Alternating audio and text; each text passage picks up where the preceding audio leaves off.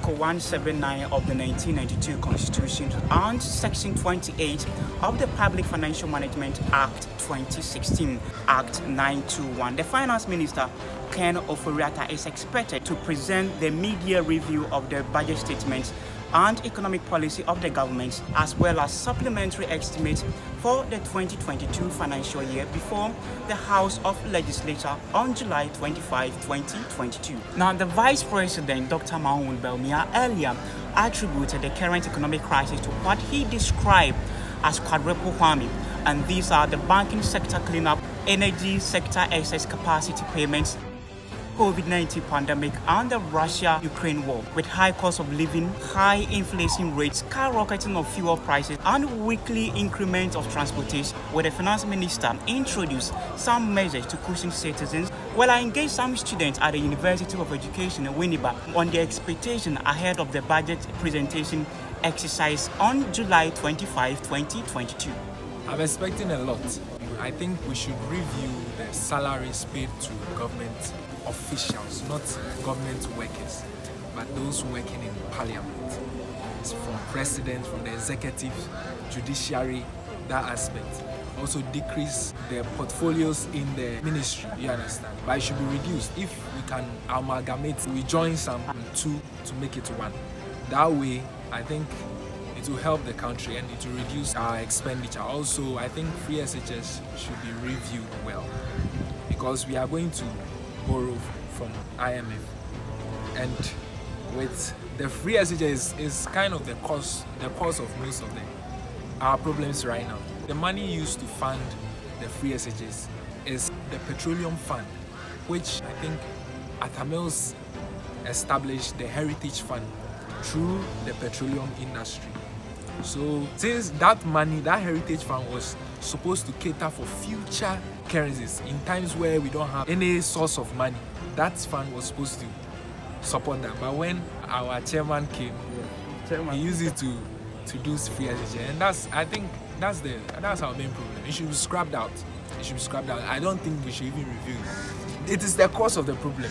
It's the cause of the problem. Right now, I'm hearing they can't even feed their children again, the students again. So we should review the whole system, delete some things, reduce the parliament. It's too much for the 16 regions. It's one cause of it, because with the 16 regions, created more districts, created more MPs, created more expenditure, giving out government coffers. Ghana has a lot to go through, and it will take not now, not tomorrow, but I think leadership, expertise, and a lot of things. As the horses will say, in every colony, we have leaders in the colony. Even in the bee colony, there's every role each bee performs to sustain the colony. So you don't rule an economy like how even the bees run their colony. What we are expecting the upcoming budget to contain is, we expect to see a review of most of the fragile policies implemented by the government. A specimen is the free SHS. Now, we know the finances of the country. The financial muscle of the country since Nkrumah's regime has not been strong, we all know. So if you want to implement a policy that will benefit masses in the economy, you don't implement it on a flatter ground like that. No, we don't do it like that. We all like the free education policy. It's a policy that's helping most people. But there should be some specifications, some requirements. Now, when we talk about the financial muscle of the country, it cannot sustain everybody to be on the free research policy. No, we don't do it like that. So we have to have specifications. There can be a cut-off point. Aside that, there are other people in the economy who can even pay for their own children and others. So why do you sponsor the education? Why do you sponsor the education of such people's children? No, we don't do it like that. So you can say that, oh, the education policy we are bringing on board, we are going to take the tuition fee or the boarding fee. Now, if someone is from Tamale and is coming to school in Ashanti region, definitely such person should be in a boarding house. So someone from maybe Kumasi, the person is staying in Asokwa, and at the same time, the person is at boarding house in Tia Media or Rare Mass. It doesn't make economic sense. Speaking from the economic sense of view, each person should be able to pay, as the IMF people will say, the liberal system. So what we are expecting the finance minister to present on upcoming budget review is restructuring of some of the policies. A policy like planting for food and jobs, it helps many people in farming arena. So with that one, we will encourage the government to push in more funds to such policy. But with the free education, for instance, it needs to be reviewed. The government will still have to push some of the cost to the parents, because there are some parents who can pay for the cost of the feeding, the tuition of their ward. So why do we still government pay for them, whilst you know that the financial muscle of the economy cannot sustain that? Aside the practice policies or programs, we can see that the spending or the expenditure pattern of the government is also not helping the economy to sustain. We know Ramaphosa for South Africa. A president like that, he went to a UN meeting and he boarded a commercial flight. How come Nanado every day going with a private jet, bathing in the sky? Meanwhile, before you go the position, we are all bathing on earth. Why will you go and bath in the sky? No. Why will you rent an expensive flight like that, private jet? Many protocol. This appointed special prosecutor, when he's going somewhere, the convoy alone, my brother, you can't sustain. All is coming from the carpet of government. Does the economy have that strength to finance all those things? No, not at all. We need to spend according to our financial muscle. So in the upcoming budget review, you expect government should also, he can even downscale his ministers.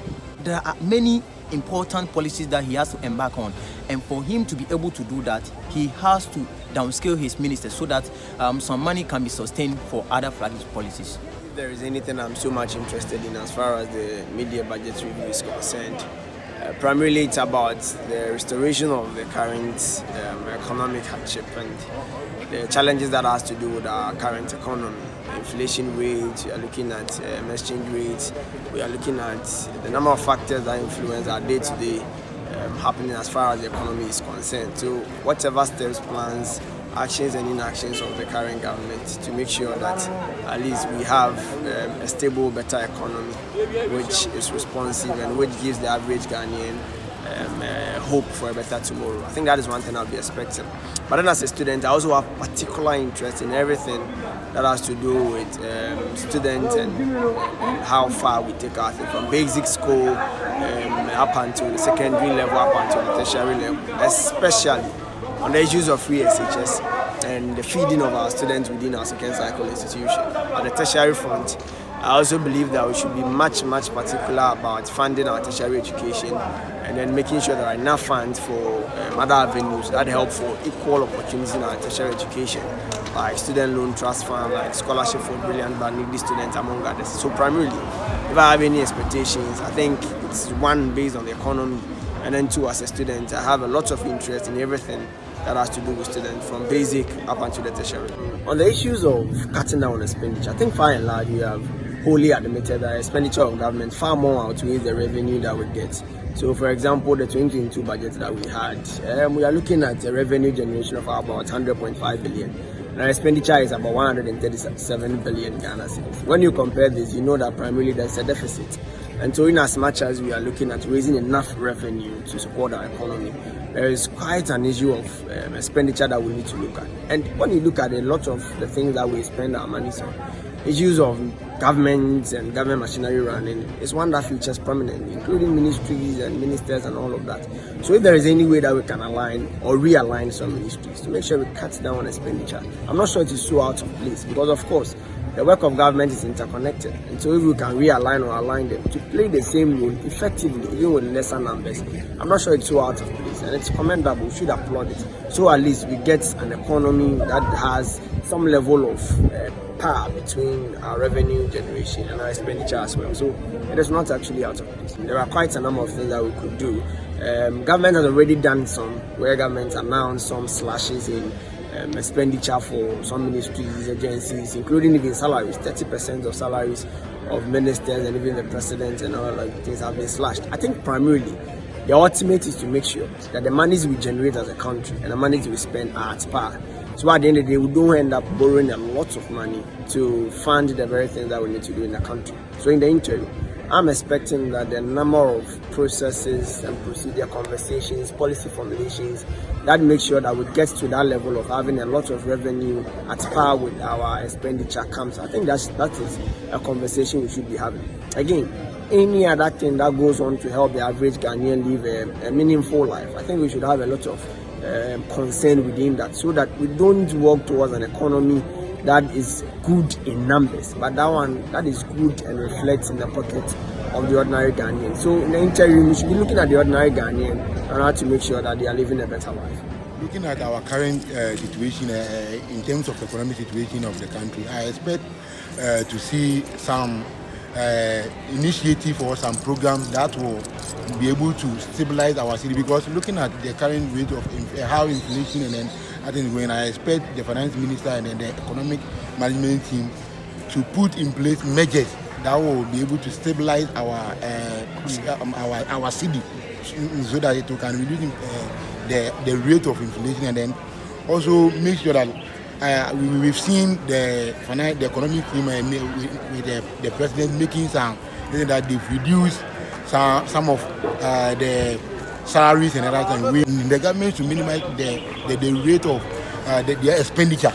So my personal expectation is I want to see more of those expenditures being cut, especially at the presidency, so that they can reduce the rate of our expenditure, so that it will minimize it. Because looking at our current situation, the rate at which we get money into the economy is not like the way we spend are more than the way we are getting money. That is why we are facing all these things. So I'm expecting some policies that will make sure that we'll be able to stabilize our economy, so that the prices, the rate at which inflation is going up, we can be able to stabilize it. Looking at certain ministries, and then when we look at their scope of work, and then with the others, I think it's high time we combine some of the ministries, so that the cost of salaries being paid to ministers and then their deputies and that stuff can also reduce.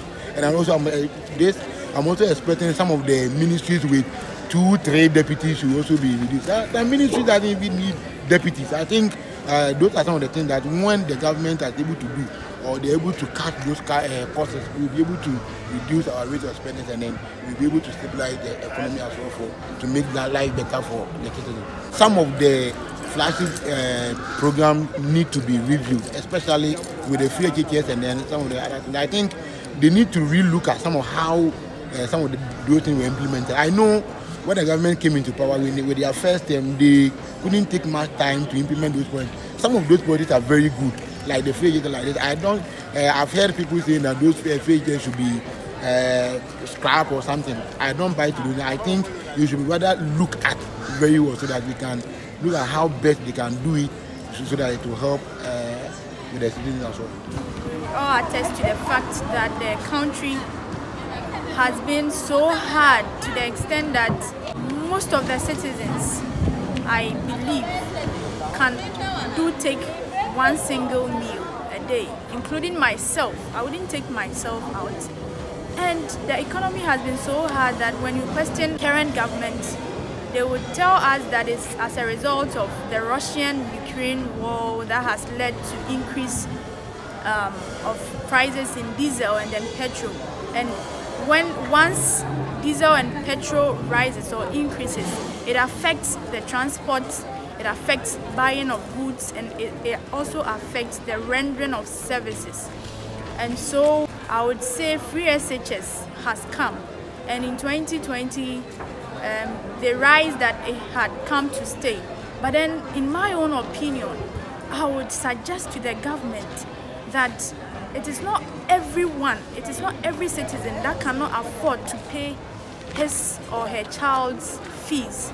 But then we should rather review the free SHS and then make it in the form of benefiting only some few Ghanaians. We have the less privilege. So you can't tell me that someone who is a minister's daughter or a minister's child should attend free SHS. No. But then we have so many people at the villages, at the cottages who need free SHS, and these are the citizens we must be paying attention to, and not just everyone.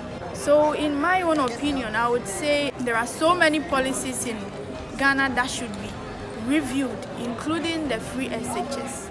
We must be geared towards some group of people and not for all, because I know of so many people, I know of so many parents that could afford to pay for the fees or to cater for their children, but the few people that cannot cater for their children, we should rather see to the need to pay much attention to these people. The government did well by dividing some of these ministries, but then it has gotten to a point where there is the need to merge some ministries and then make it one, because you can't divide one ministry. It means we have minister for each, and they all take monthly allowances or monthly salaries. But if we could merge some ministries which will be serving same purpose, I believe that it will be best, and some allowances or some salaries that could be paid to a certain party